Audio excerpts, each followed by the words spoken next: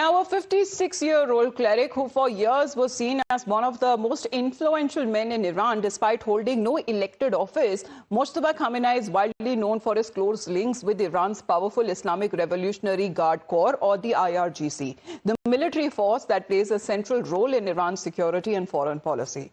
Analysts say that his anointment signals Iran's hardline establishment that remains firmly in control, but his appointment is also historic and controversial because this is for the first time since the 1979 Islamic Revolution that power has passed on from father to son in Iran's top office. Now, the revolution that has created the Islamic Republic was supposed to end dynastic rule after the fall of the Shah, and yet today Iran's supreme leadership has passed from Ali Khamenei to now his son Mojtaba Khamenei.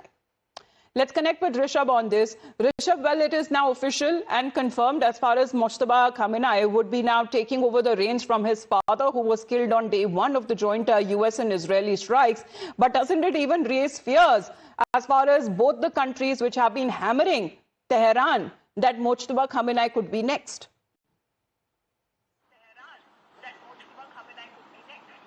Well, see, one thing is very clear, that Mojtaba Khamenei is now the target number one for Israel and US. Remember, Mojtaba Khamenei has been tipped to be the next supreme leader for quite some time now. Even when Ali Khamenei was alive, back then also many would discuss Mojtaba Khamenei taking over from Ali Khamenei as the supreme leader. But through when he was alive, Ali Khamenei always despised that the supreme leader post should become hereditary, and one should not see the son as an apparent heir to supreme leadership. But now that Ali Khamenei has been assassinated, he has been killed on day one of this war, which is on its 10th day. After 9 days of deliberation, the group of elders, the group of learned elders, have now decided that Iran's supreme leader would be Mojtaba Khamenei. Remember, Mojtaba Khamenei is someone who has been part of the leadership, be it the group of leaders, or for that matter, the Council of Leaders, IRGC, Iranian army, judiciary. Mojtaba Khamenei has good hold on all these institutions, and that's the reason that many within the people who have elected Mojtaba Khamenei as the supreme leader believe that Mojtaba would be the best choice at this tiring time. He would not only bring in the image of Ali Khamenei that unites Iranian, but he'll also bring in an image of himself as someone who is well regarded within the institutions of Iranian regime, and that's the reason he has been tipped to be the next supreme leader. Now it is official, the state media has announced it. Yes, because as far as the Israeli forces are concerned, they have been saying that they will not allow another leadership or any meeting of such to happen where the anointment is done. And on part of President Trump too, he has already raised concerns over Mojtaba Khamenei, saying that he's not acceptable to him as Iran's new leader.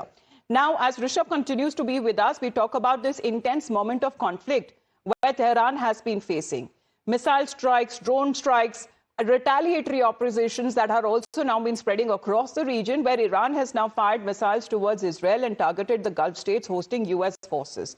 Israel has also struck targets inside Iran, including energy infrastructure near Tehran. Now, the conflict has pushed global oil prices well above $100 per barrel, and disappointment that has now triggered strong reactions coming in from Washington, while President Trump had earlier dismissed Mojtaba Khamenei as a lightweight and also said that the US should have a say when it comes to Iran's future leadership. Patikrit is with us right now. Patikrit, when we speak of Mojtaba Khamenei, does it now put him on the target list number one as far as US and Israel is concerned? Because clearly they do not want any succession plan that Iran should have now. Well, definitely. And if you look at the way after Hassan Nasrallah was eliminated in Lebanon of Hezbollah, whoever became the successor, and the moment their name was declared, probably within a matter of 2-3 days, some of them were eliminated. And I think that trajectory would be, attempted at least in case of the new supreme leader of Iran. But given the fact that on many occasions, the Israelis have done this, I think there will be extra caution that the Iranians will take. But if something happens this time again, then so I think the possibility of Iran going for even more devastating attacks cannot be ruled out.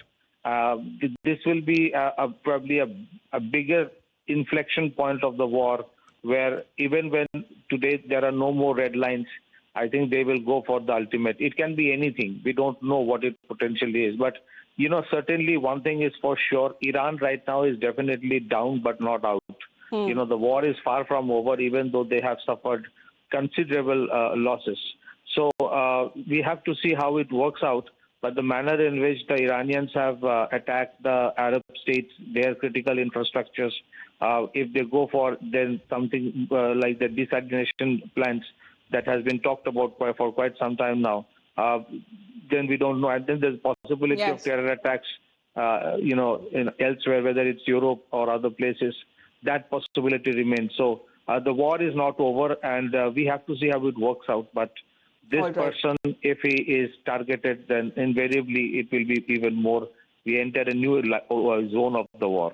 Well, Patikrit, thank you very much for joining in, because this is coming across from Israel as well. Their defense minister has warned that whoever assumes the position of the supreme leader in Iran would be their next target for elimination.